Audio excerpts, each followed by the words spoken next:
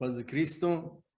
Sean todos bienvenidos una vez más a nuestro estudio del Evangelio de Jesucristo, el libro de Mateo. Mateo presenta en su Evangelio al Señor Jesucristo como el Rey de los judíos, y está escrito este Evangelio a los judíos. Y por medio de las profecías del Antiguo Testamento, Él prueba que Él es el Mesías, que Él es Dios manifestado en carne y que en Él se cumple el Mesías esperado por todos los profetas, por Moisés y los salmos. Entonces hoy vamos a estudiar el capítulo 23. Mi esposa también va a estar con nosotros ahorita. Vamos a hacer corto este estudio. Yo voy a enseñar algunos 15 minutos, ella también otros 15 minutos. El día de hoy Dios nos concede 32 años de matrimonio. Nos casamos un 2 de junio del 1990 y hoy cumplimos 32 años y estamos igual de enamorados como el primer día y muy bendecidos de parte de Dios. Quería nada más compartir con ustedes esto. Bueno, vamos a orar al Señor para que Él nos ayude. Cristo, en este momento nos ponemos en tus manos, Señor, para que al abrir tu palabra, Señor, al estudiar, al escuchar tu palabra, tú nos instruyas, Señor. Queremos aprender de ti, Señor. Queremos conocerte más. Queremos ser mejores cristianos, mejores personas, mejores esposos, mejores padres, Señor, mejores ciudadanos. Enséñanos por medio de tu espíritu, de tu palabra. Y en este momento, Señor, este tiempo es para ti. En el nombre de Jesús. Amén. Bueno, voy a leer Mateo 23 del 1 al 7 y luego lo voy a explicar con la ayuda de Dios, Señor. Y dice, entonces habló Jesús a la gente y a sus discípulos diciendo, en la cátedra de Moisés se sientan los escribas y los fariseos. Así que todo lo que os digan que guardéis, guardadlo y hacedlo. Mas no hagáis conforme a sus obras, porque dicen y no hacen. Porque atan cargas pesadas y difíciles de llevar y las ponen sobre los hombros de los hombres, pero ellos ni con un dedo quieren moverlas. Antes hacen todas sus obras para ser vistos por los hombres. Pues ensanchan sus filacterías y extienden los flecos de sus mantos y aman los primeros asientos en las cenas y las primeras sillas en las sinagogas y las salutaciones en las plazas y que los hombres los llamen rabí, rabí. Muy bien. Entonces vamos a explicar esta porción del capítulo 23, verso 1 al 7. Dice que entonces Jesús habló a la gente y a sus discípulos diciendo, esta semana, hermanos, del capítulo 23, comenzando desde el 20 en adelante, es la última semana del ministerio terrenal del Señor Jesús. Ya Él va a ser entregado por los líderes religiosos a las autoridades romanas y va a ser crucificado. Esto que estamos leyendo ahorita sucede el martes por la tarde. Las parábolas que la hermana Patti va a hablar en el capítulo 22 está dirigida a los líderes religiosos y habla con ellos por la mañana. Y es esta mensaje o conversación que el Señor tiene ahora, ya no están presentes ni los escribas, ni los fariseos, ni los sacerdotes. Ya no están las autoridades religiosas ni políticas de Israel. Ya terminó su ministerio público, ahora va a hablar nada más a sus discípulos. En esta ocasión, como dice el verso 1, estaba la gente y sus discípulos. Y ya después va a hablar nada más a sus discípulos el resto de esta semana. Pero miramos que ya, como les digo, ya no aparecen estos líderes religiosos, pero en el verso 2 dice, en la cátedra de Moisés se sientan los escribas y los fariseos. Los escribas y los fariseos eran tenidos como maestros en materia de interpretación y enseñanza de la ley. La cátedra es una silla donde se sienta el maestro.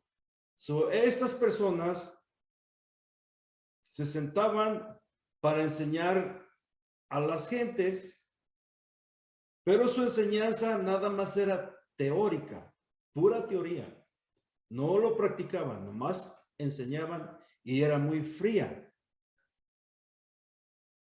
Ahora el sentarse en la cátedra o en ese lugar era porque se les tomaba como personas muy honorables, mejores, porque iban a enseñar.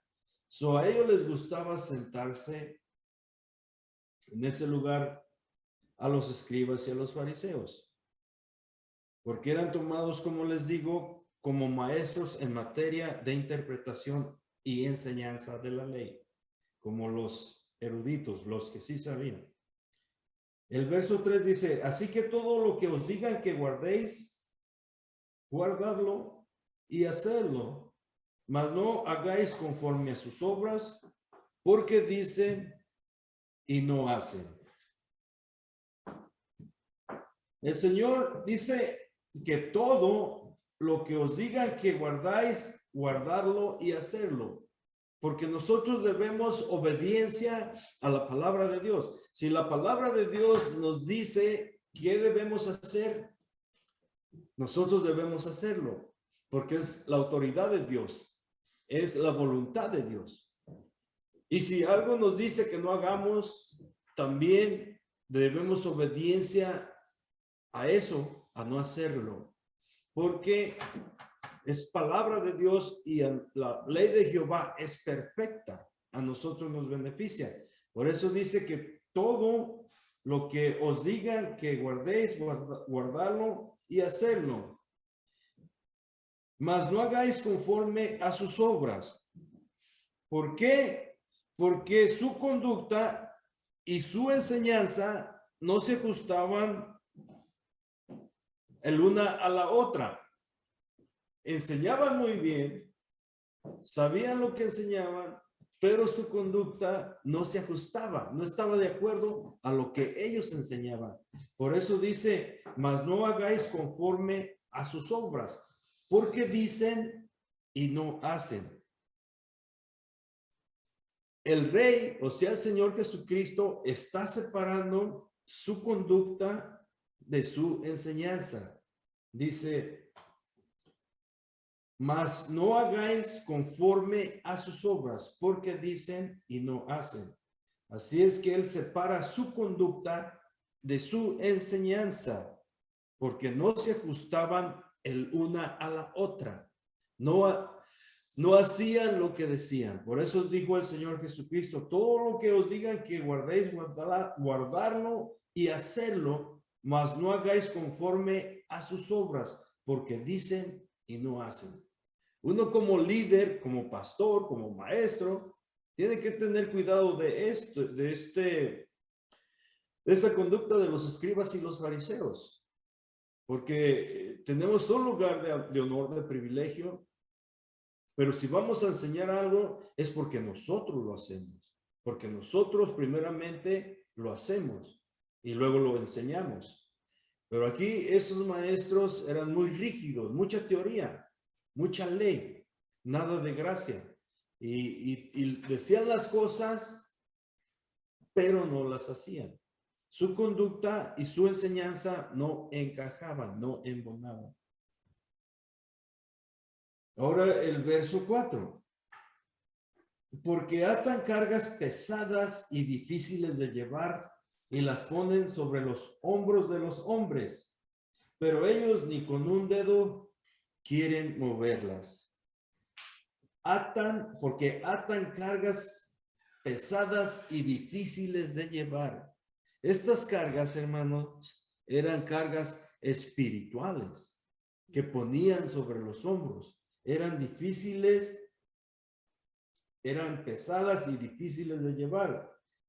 Las enseñaban muy estrictas, tenían algo que se llama la tradición de los ancianos. Por ejemplo, ellos se lavaban sus manos muchas veces antes de comer, porque así habían los ancianos enseñado en su tradición, y entonces ellos enseñaban al pueblo. O sea que tenían la enseñanza del hombre igual a la enseñanza de Dios, y eso no es correcto, porque ninguna enseñanza humana se eleva a la autoridad o al nivel de la palabra de Dios. La palabra de Dios es perfecta. Por eso, si está en la Biblia, nosotros lo hacemos, y si no está, no lo hacemos. O si nos dice que hagamos esto, la palabra de Dios, lo hacemos. Pero si nos dice no hagas eso, no lo hacemos. Porque la ley o la palabra de Dios es perfecta. Entonces, pero ellos, por ejemplo, les digo, antes de comer, muchas veces hay que lavarnos las manos. Y luego también cuando iban caminando por las espigas, por un campo donde había trigo y les dio hambre, ellos tomaron y comenzaron a moler las espigas con sus manos para poder comer el trigo, para sacar el grano del trigo, y para ellos fue mucho escándalo, porque dijeron que era sábado, y no querían que las personas fueran sanadas el sábado, que porque era pecado, y el Señor dijo, es bueno hacer el bien y no el mal. Son muchas tradiciones, muchas cargas pesadas espirituales, pero ellos ni siquiera querían tocarlas con un dedo. Pero sí la ponían sobre los hombros de los hombres y no ayudaban, solamente ponían cargas sobre las personas. El verso 5 dice, antes hacen todas sus obras para ser vistos por los hombres, pues ensanchan sus filaterías y extienden los flecos de sus mantos. Ok, aquí está el motivo por el cual hacían todas estas cosas. Y el motivo era que querían que sus obras fueran vistas por los hombres, que las personas miraran todo lo que ellos hacían. Y ese era el propósito, era un orgullo, hermanos, y una vanagloria. Piadosos por fuera, pero corruptos por dentro, porque querían que las gentes los miraran. Ese era todo el propósito. Era una vanagloria. Y el Señor sabía todo esto, entonces estaban haciendo como los artistas. ¿Por qué un artista? De ahí se deriva, hermanos, la palabra hipócrita, porque un hipócrita es aquel que se pone una máscara y actúa de una manera que nosotros miramos y nos convence. Si se trata de hacernos llorar, ahí estamos llorando, juntamente con el artista. Y si se trata de reír, estamos riendo. Eso es un artista, es un hipócrita, alguien que aparenta ser algo tan correctamente, pero que en verdad no es él. Y así es lo que el Señor estaba mirando en ellos, que todo lo que estaban haciendo era pura hipocresía. Eso tenemos que tener mucho cuidado de ello. El verso 6, hermano, dice, y aman los primeros asientos en las cenas y las primeras sillas en las sinagogas. El amar los primeros asientos en las cenas es sinónimo de dignidad. ¿Por qué? Porque los asientos van a estar cerca del anfitrión, de la persona que hizo esta cena. Entonces eso quiere decir que tú eres una persona muy importante y que por eso estás cerca del anfitrión, porque él te conoce y te estima mucho. Pero estos hombres amaban esos lugares, esos asientos en las cenas y las primeras sillas en las sinagogas. Y el verso 7 dice, y las salutaciones. Bueno, quisiera también decir un poquito en el verso 6, y las primeras sillas en las sinagogas, porque ellos eran ególatras. Ególatras quiere decir un amor a sí mismo. Ellos se sentían superiores.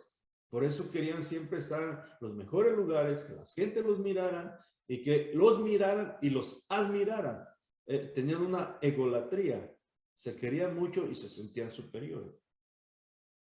Muy bien. El verso 7, hermanos, dice, y las salutaciones en las plazas. Bueno, esas salutaciones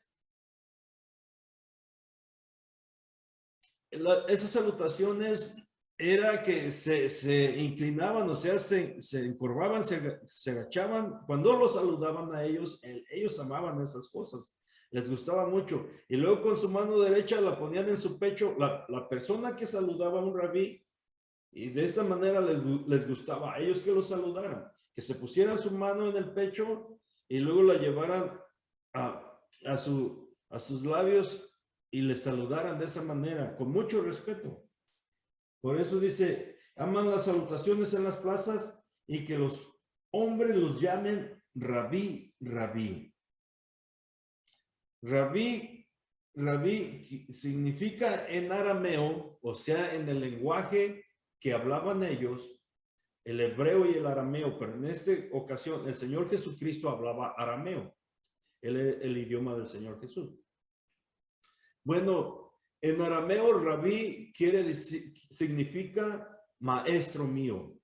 A ellos les gustaba que las gentes le dijeran, maestro mío, rabí, rabí.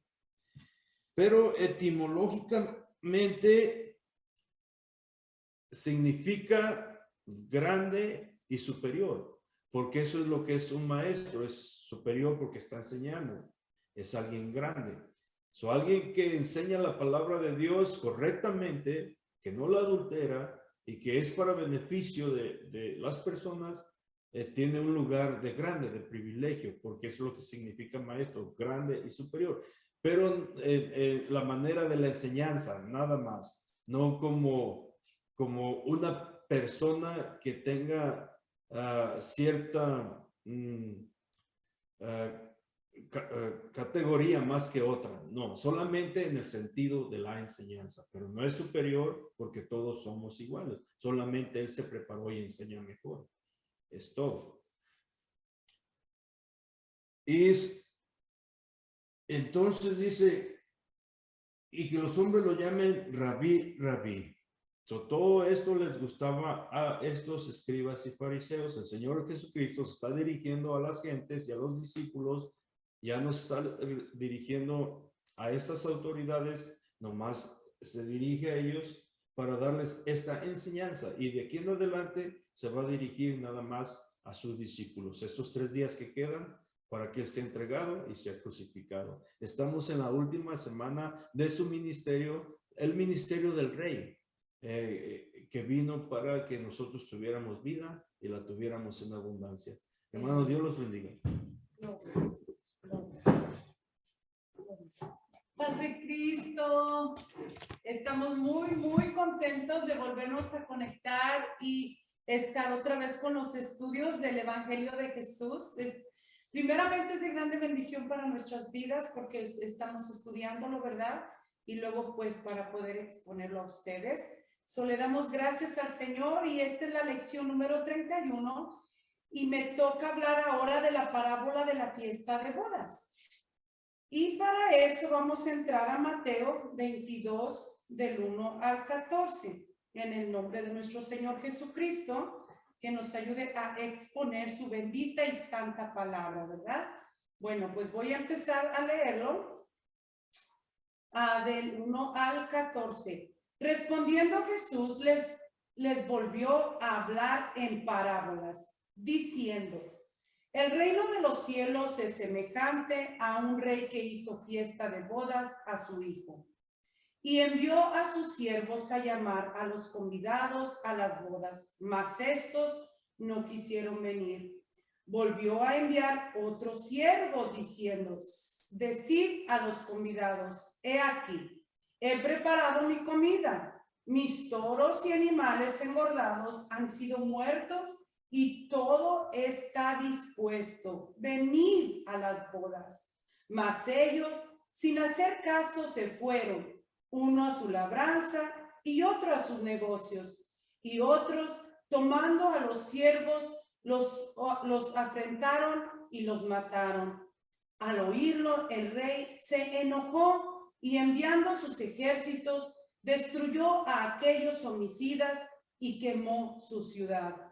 Entonces dijo a sus siervos, las bodas a la verdad están preparadas, mas los que fueron convidados no eran dignos. Id pues a las salidas de los caminos y llamad a las bodas a cuantos halléis.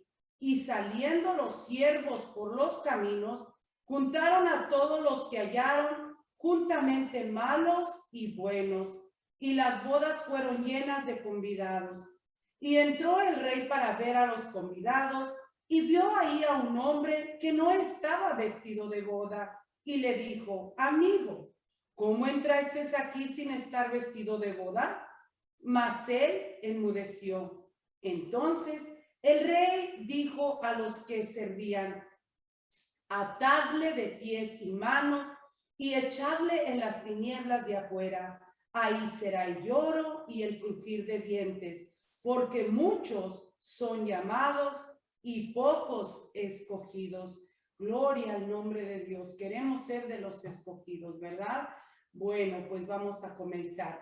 La parábola presenta una clara enseñanza sobre quienes actúan negligentemente, despreciando los privilegios que tenía como pueblo de Dios. Si se fijan, el pastor nos acaba de enseñar, ¿verdad?, sobre esos líderes religiosos que ellos estaban metidos en tanta religiosidad que no pudieron conocer al Mesías, quien estaba ahí con ellos, ¿verdad? El Mesías profetizado ya estaba con ellos y no pudieron mirarlo porque estaban tan metidos en su religiosidad que ni siquiera pudieron percibir que era el Mesías. Bueno, pues esta parábola voy a comenzar yo ahorita del 7 en adelante. El 7 todavía se está dirigiendo, el versículo 7 todavía se está dirigiendo al pueblo de Israel. Y el estudio que se quedó ya grabado, ahí está la primera parte del 1 al 6, también se dirige al pueblo de Israel, ¿verdad? Especialmente a estos líderes religiosos. Y Dios les está hablando a ellos.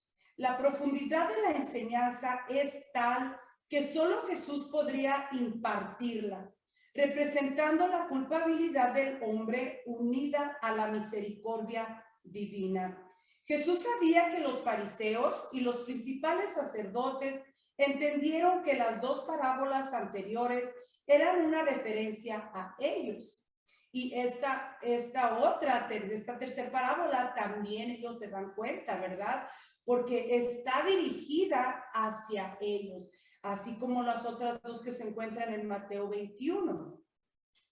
Esta parábola el pastor ya la explicó, ¿verdad? Y también si ustedes gustan escuchar otra vez los estudios, ahí se van a dar cuenta, porque la palabra de Dios se va entrelazando preciosamente. Así como el pastor hablaba de estos religiosos, esta parábola se va a entrelazar con estas personas, ¿verdad? Bueno, sin embargo, aún profundizó más en su enseñanza y advertencias con una tercera parábola, que viene siendo esta, de Mateo 22. Las parábolas eran la forma natural de la enseñanza de Jesús a las gentes, especialmente desde el tiempo de rechazo de su ministerio. Y el propósito de él enseñar en parábolas era para que los que entendían espiritualmente podían entenderlo, pero los que no andaban espiritualmente, que eran ellos, nunca pudieron entender la palabra que se hablaba, aún hasta los discípulos a veces tampoco la podían entender, porque le preguntaban, ¿qué quieres decir, maestro, con esto que dijiste?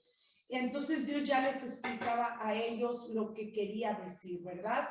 Pero ese era el propósito, que para que oyendo no entendieran lo que Jesucristo traía a la humanidad, porque solamente tenía que entenderse espiritualmente. Bueno, pues Mateo 22:7, al oírlo el rey se enojó y enviando sus ejércitos destruyó a aquellos homicidas y quemó sus ciudades. Wow. El rey es Dios, ¿ok? Está diciendo de el rey, Jesucristo. Él es el rey, Él es Dios. Él se enojó y enviando sus ejércitos destruyó a aquellos homicidas y quemó sus ciudades. Ahorita les voy a explicar.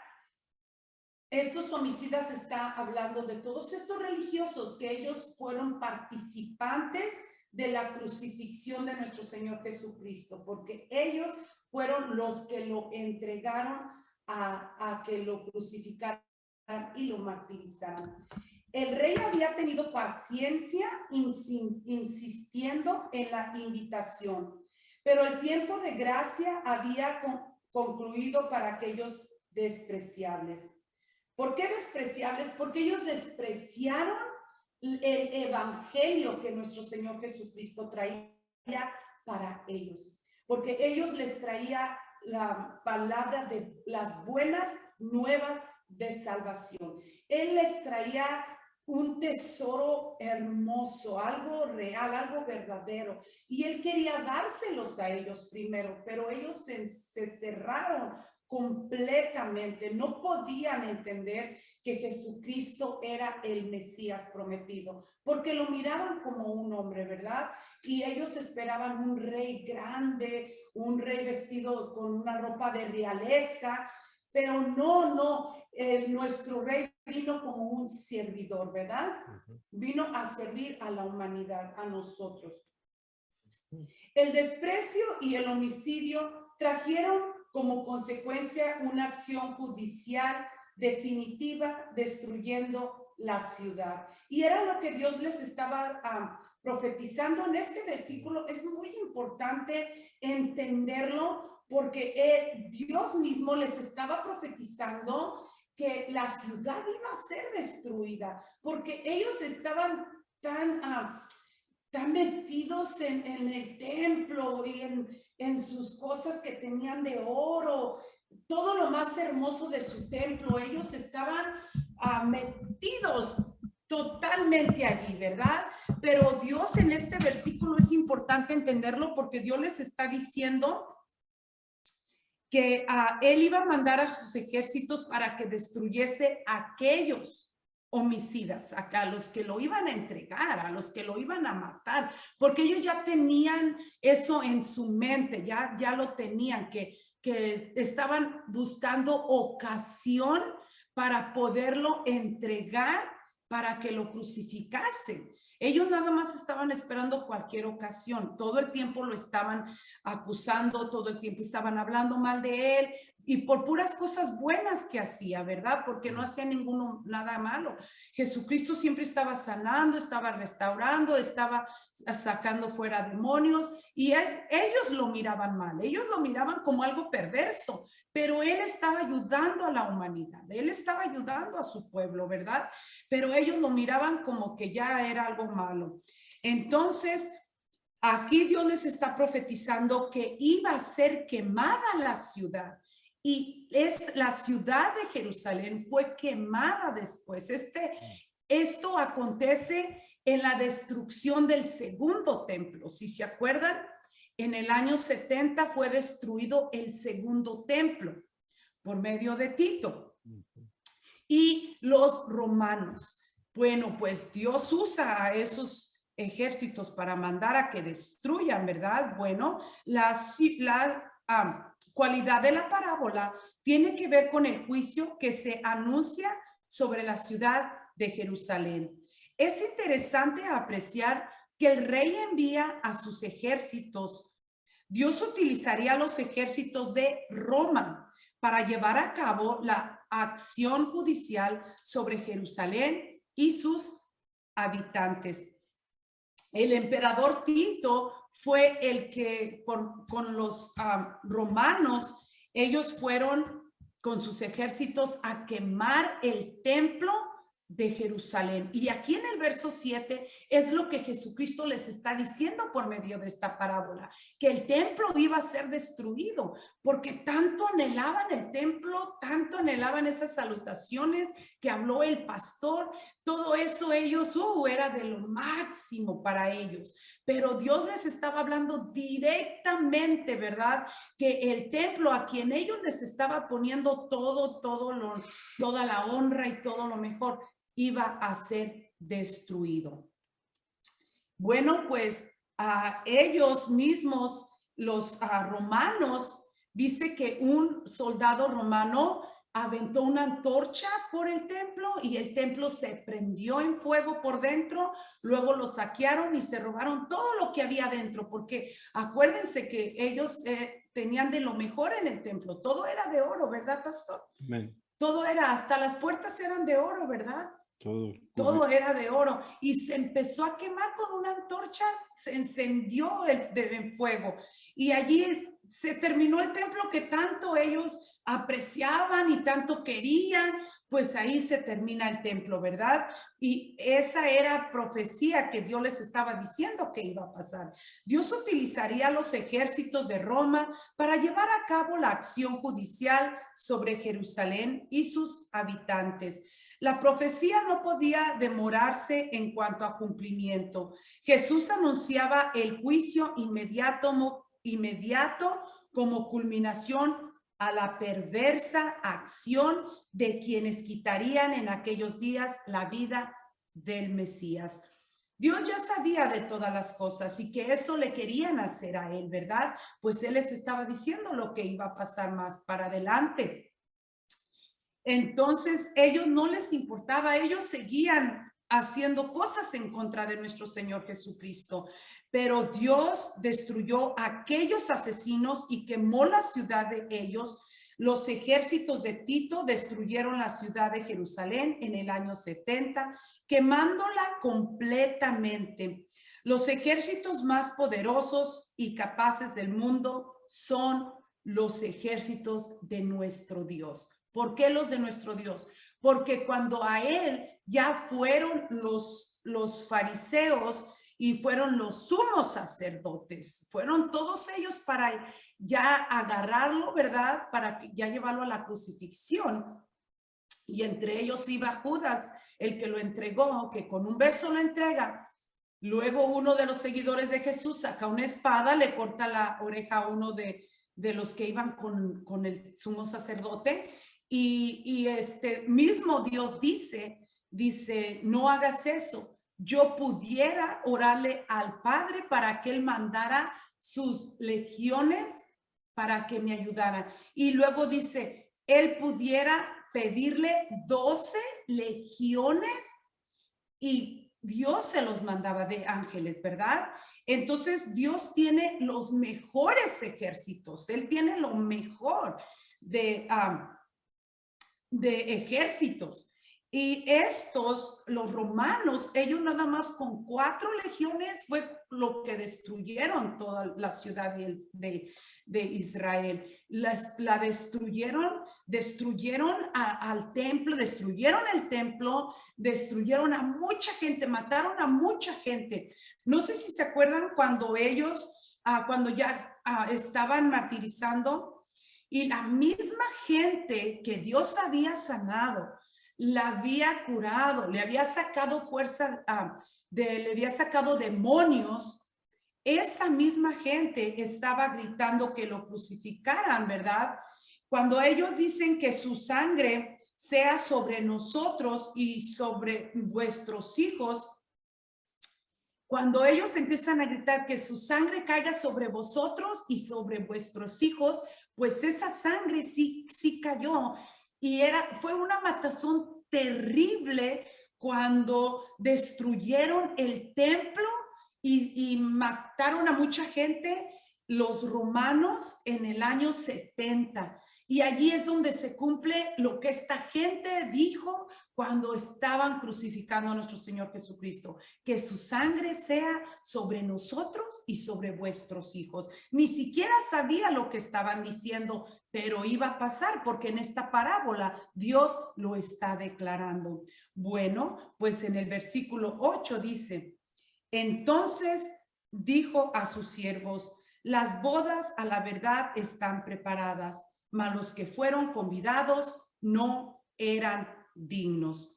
La boda estaba preparada y dispuesta para unos invitados que no merecían tal honor, que eran ellos. El rechazo de los religiosos al Mesías les convertiría en indignos de recibir las bendiciones de la salvación y de la gracia que Dios había dispuesto para ellos. Mas los que habían sido invitados no eran dignos.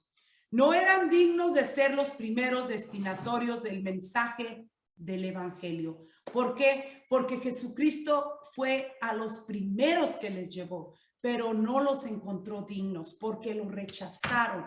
Rechazaron el evangelio de nuestro Señor Jesucristo.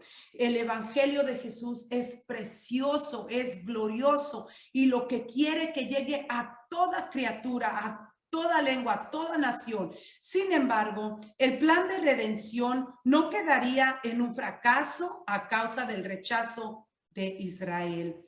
No iba a fracasar el evangelio de Jesús, no, porque Dios nunca fracasa. Él todo el tiempo gana. Él todas sus peleas siempre las gana. Dios había determinado salvar, por tanto, Por tanto, se disponía para hacerlo pese a la resistencia y rechazo inicial de su pueblo al evangelio. En el verso 9 dice, y pues a las salidas de los caminos y llamad a las bodas a cuantos halléis. ¿Se acuerdan que mandó la primera vez, mandó la segunda vez, mandó la tercera vez y mataron a sus profetas, mataron a sus siervos? Y los padres de estos religiosos fueron los que mataban a todos los que eran enviados a invitarlos a estas bodas, pues los mataron. Ahora aquí ya en el verso 9 ya se está dirigiendo para nosotros los gentiles.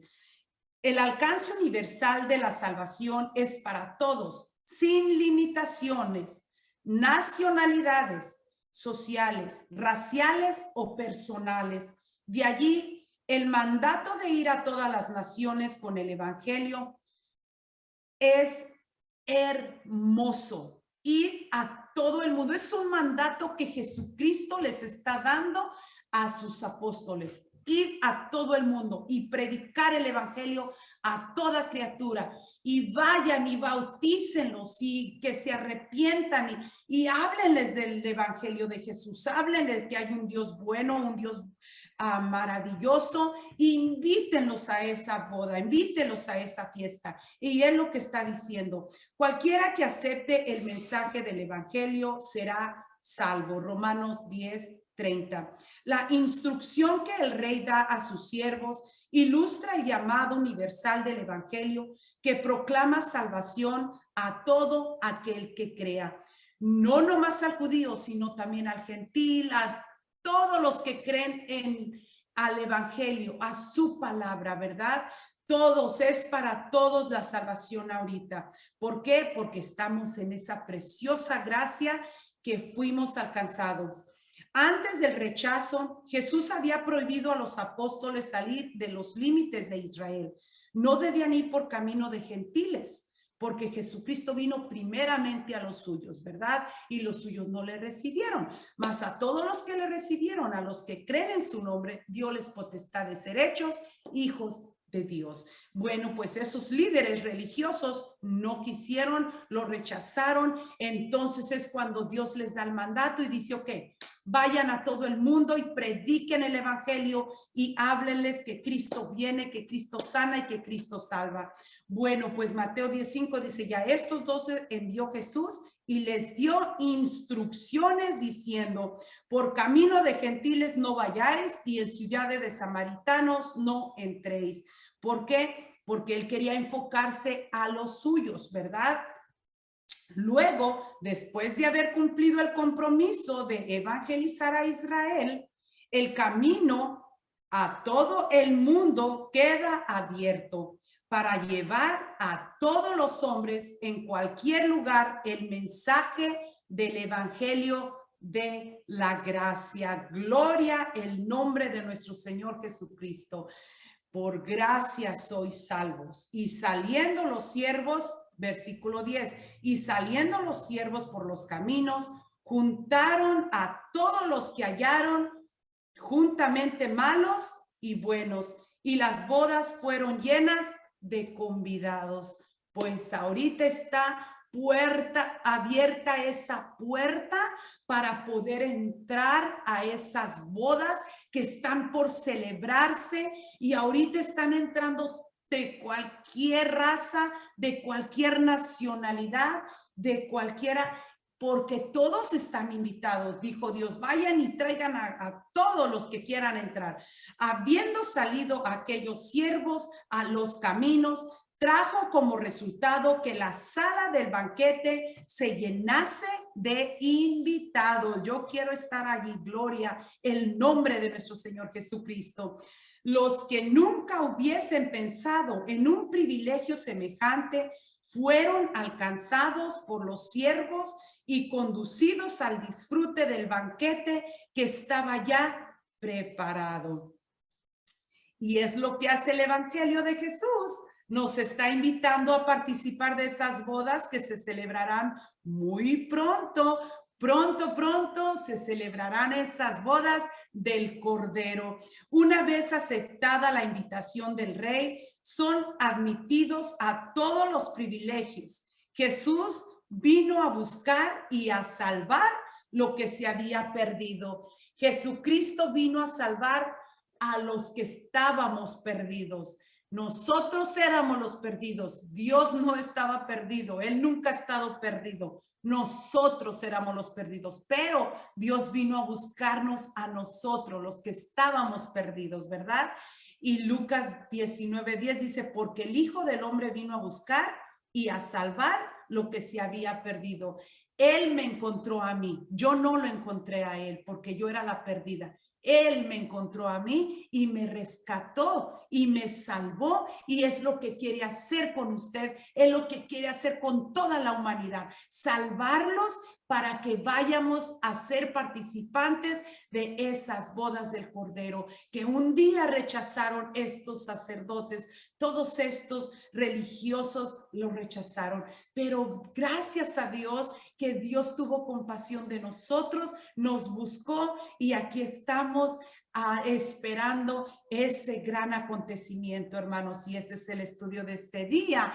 Mi deseo es que Dios les bendiga y el pastor nos va a despedir con una oración. Amén. Oh, qué bonito es la palabra de Dios, me gocé. Vamos a despedirnos y dándole gracias a Dios. Padre, te damos muchas gracias por el estudio de tu palabra, que es tan bonita, Señor. Nos da vida, nos da luz, nos ayuda en este mundo, Señor. Ayúdanos siempre, Señor, para amarte más cada día, Señor. A servirte mejor, Señor. Bendice este grupo que estuvo muy bueno, muy grande, Señor. Y vamos de luz en luz, de victoria en victoria, en el poderoso nombre del Señor Jesús. Amén. Dios les bendiga, hermano. Dios les bendiga. Los amamos en el amor de Cristo. Amén.